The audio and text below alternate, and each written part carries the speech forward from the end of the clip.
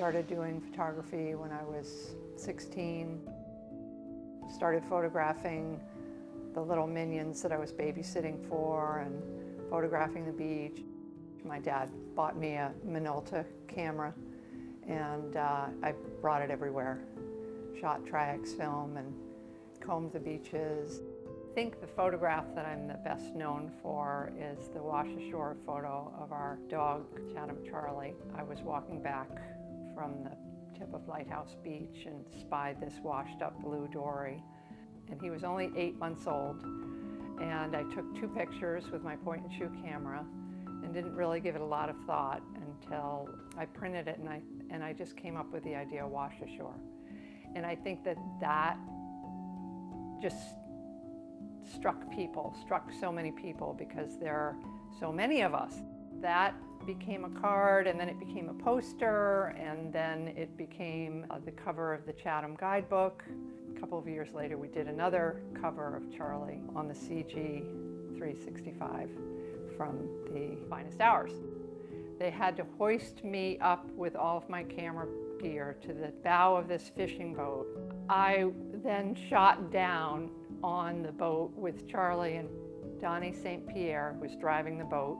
Paul, my husband, trying to hide behind Charlie and get him to jump up on the deck.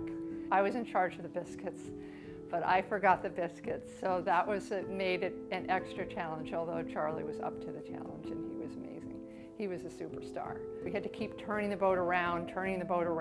We couldn't have too much stuff in the sky, so we didn't want to have other boats in the background. We wanted to have a turn island in the background, and the light was dropping like that because it was December.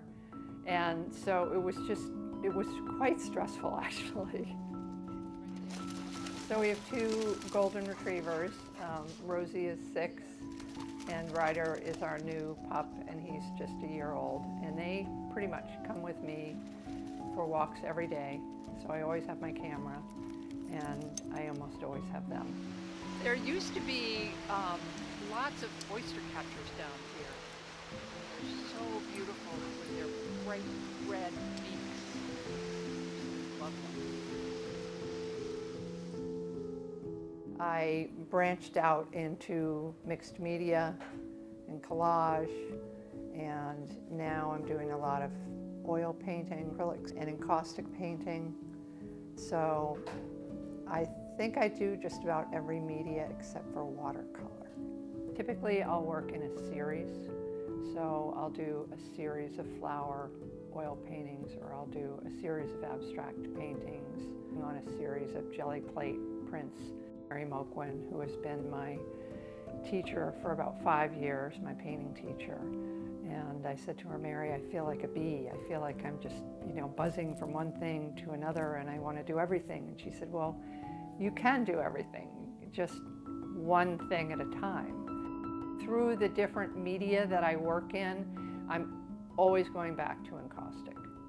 Encaustic is an ancient form of painting where your palette is a hot pancake griddle, and you're using beeswax that's mixed with Damara resin and painting a panel, usually a wood panel, coating it with the wax, fusing it, coating with the wax. You can use a torch or you can use a heat gun, and you build up layers and layers, and then what I do is I transfer the photos into the wax.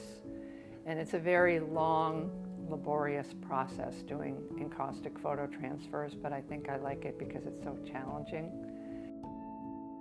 This is one of the first ones of this series that I did about my dad. It's a series that I have been working on for a few years, exploring the impact of my dad's alcoholism on me and our family.